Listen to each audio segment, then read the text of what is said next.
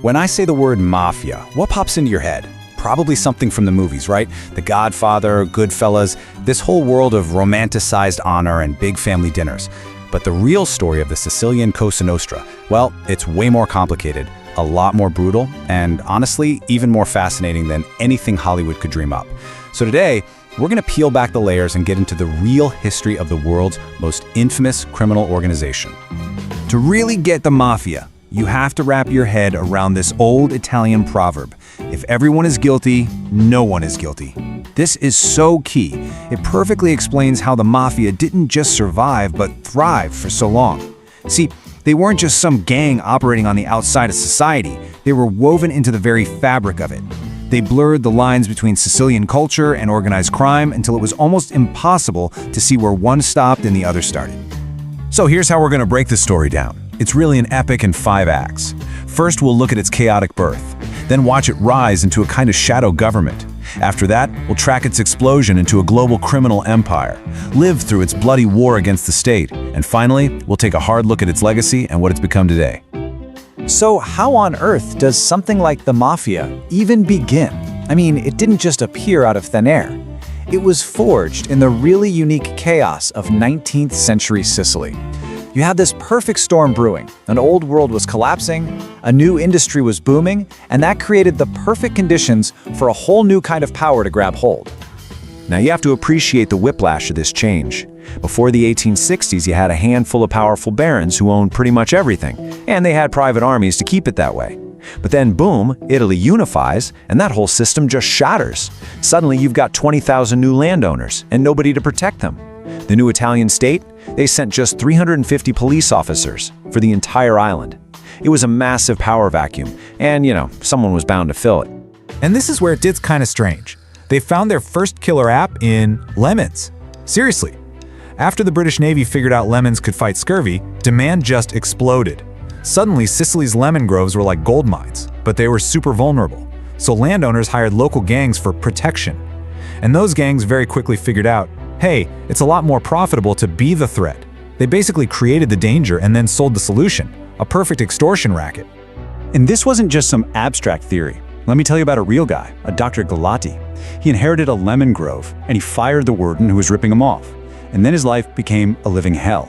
His new warden was murdered. He got threatening letters. And when he went to the police, nothing. Crickets. The system was already rotten from the inside.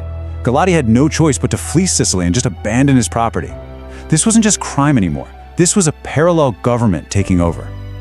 Okay, so they've got the money, they've got the control, but this was never just about being a bunch of thugs. That success allowed them to level up, to go from loose protection rackets to something way more sophisticated, a true shadow state with its own unbreakable laws and an almost corporate-like structure. And the absolute bedrock of this shadow state? One word: omertà, the code of silence. And listen, this was not just about don't snitch. It was a complete and total rejection of the government's authority. Breaking omertà meant a death sentence, and not just for you, for your family too. That absolute terror was the glue that held the whole thing together and made them almost impossible to fight. And it's wild, we actually know what this organization looked like, thanks to an informant named Tommaso Buscetta. It was basically a corporation. You had the commissione at the top. Think of them as the board of directors making all the big calls. Below them, you had districts, or mandamentos, which were made up of 3 families. Each family had its own boss, and at the very bottom, you had the soldati, the foot soldiers doing the dirty work. It was all about discipline, efficiency, and total control. All right, so they're organized, they're disciplined, they're rich. What's next? You go global. And in the 20th century, a series of world events gave the Sicilian Mafia the perfect opportunity to transform from a local problem into an international powerhouse, building a criminal empire that stretched across continents. And this next part is one of the craziest twists in the whole story. Mussolini's fascist regime had actually come down hard on the mafia, almost crushing them. But then World War II happened. The Allies were planning to invade Sicily, and they needed intel on the ground. So they made a deal with the devil, a deal with the mob. So get this, the US government, in its fight against fascism, basically handed the keys to the kingdom right back to the mafia, letting them rebuild the very empire Mussolini had tried to destroy. With their power restored, they aimed even higher. And the moment that changed everything was a meeting in 1957. The American mob boss Joe Bonanno came to Palermo for a summit. They'd lost their base in Cuba to the revolution, and they needed a new global hub for the heroin trade. They chose Sicily. And that one decision, man, it transformed the Cosa Nostra into the gatekeepers of the international drug market. They ended up controlling a staggering 80% of the heroin that flowed into the northeastern United States. So, you have all this money, all this power. What comes next? Arrogance. And a whole new level of violence that brings us to the bloody climax of our story. This is where a ruthless new boss comes in and decides the mafia shouldn't hide in the shadows anymore. No, he was going to declare all-out war on the Italian state itself. And every great dark story needs a great villain. Meet Salvatore Totò Riina. His nickname was simply The Beast. He was from the town of Corleone, yeah, the real Corleone, and he clawed his way to the top of the entire Sicilian Mafia through a campaign of violence so shocking it horrified even other hardened criminals. You have to understand what a different kind of animal he was. The old-school mafia bosses, they were all about discretion, working in the shadows. They avoided poking the state directly. Riina, he was the exact opposite. Terror was his primary tool. He openly assassinated judges, police chiefs, and politicians. He wasn't hiding from the state. He was trying to bring it to its knees. And this number, it just says it all. To grab absolute power, Riina launched what became known as the Second Mafia War. In just 2 years, it's estimated that over 1,000 people were murdered. Rival mobsters, their families, anybody who even thought about getting in his way. The streets of Sicily were literally running with blood. But in the face of that kind of evil, heroes often rise up. And in this story, we have two of them, magistrates Giovanni Falcone and Paolo Borsellino.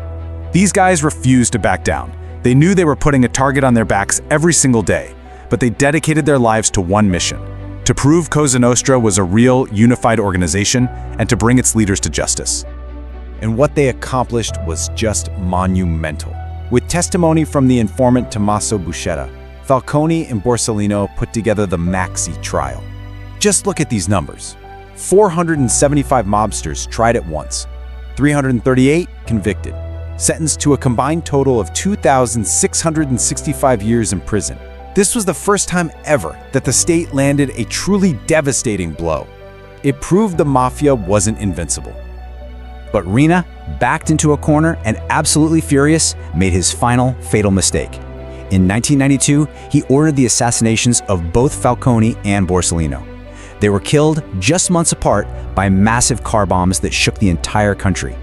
It was an act of such unbelievable brutality, and it was the breaking point. The murders horrified the Italian public and finally turned the full, unstoppable force of the state and the people against the Cosa Nostra for good.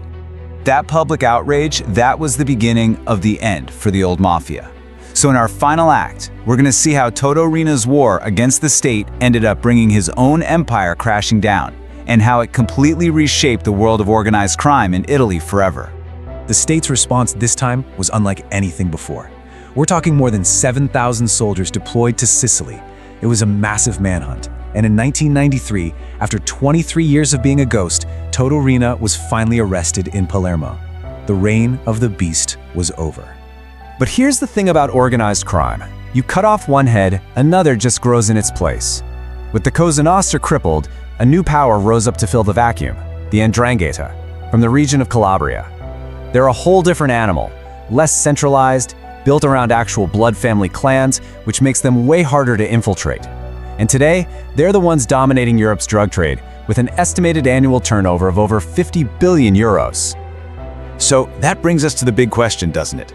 The Sicilian Mafia, the one from the movies, is basically a ghost of its former self, broken by its own brutality. But its fall didn't end organized crime, it just changed the game. It really makes you wonder, is power in the underworld just a cycle, where every time one empire falls, another one is just waiting in the wings to take its place?